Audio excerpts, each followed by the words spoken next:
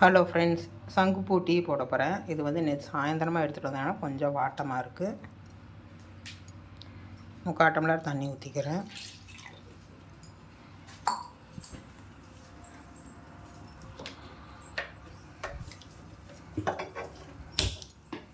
அடுப்பு பற்ற வச்சுக்கலாம்.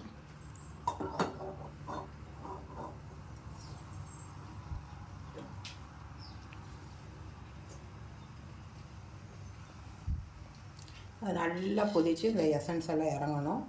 பூவோட எசன்ஸு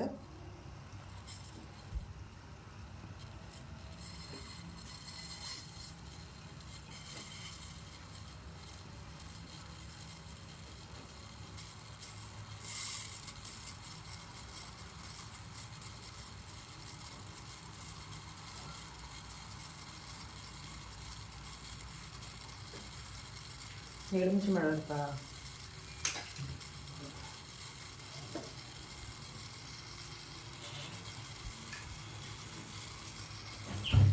நான் ஃப்ரெஷ் பூவில் ஒரு நாள் செஞ்சு காமிக்கிறேன். எனக்கு சாயந்தரம் பொரிச்சிட்டு வந்ததுனால கொஞ்சம் வாட்டமாக இருக்குது.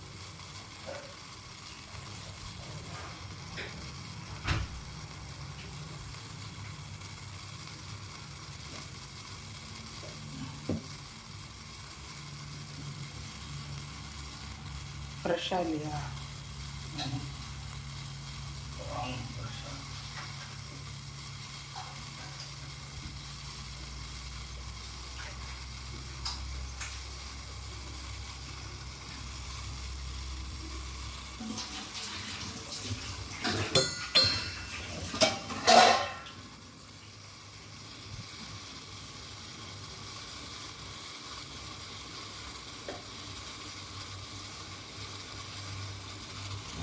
கலர் சேஞ்ச் ஆகுது பாருங்கள்.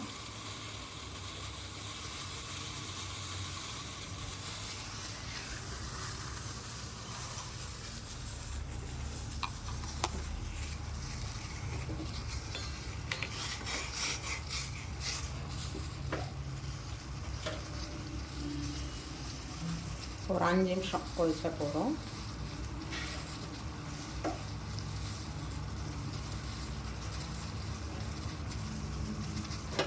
பூவெல்லாம் எப்படி இது இறங்கிடுச்சான்னு பார்க்குறேன்னா, இன்னும் கொஞ்சம் இறங்கட்டும். ஊற்றுமா ஸ்பூனில் எடுத்து ஊற்றும்.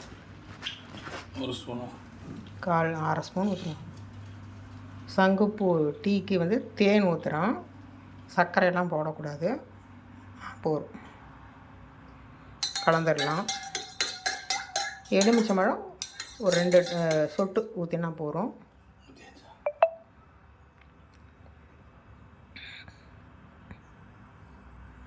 ஒரு நல்லா கலந்துக்கலாம்.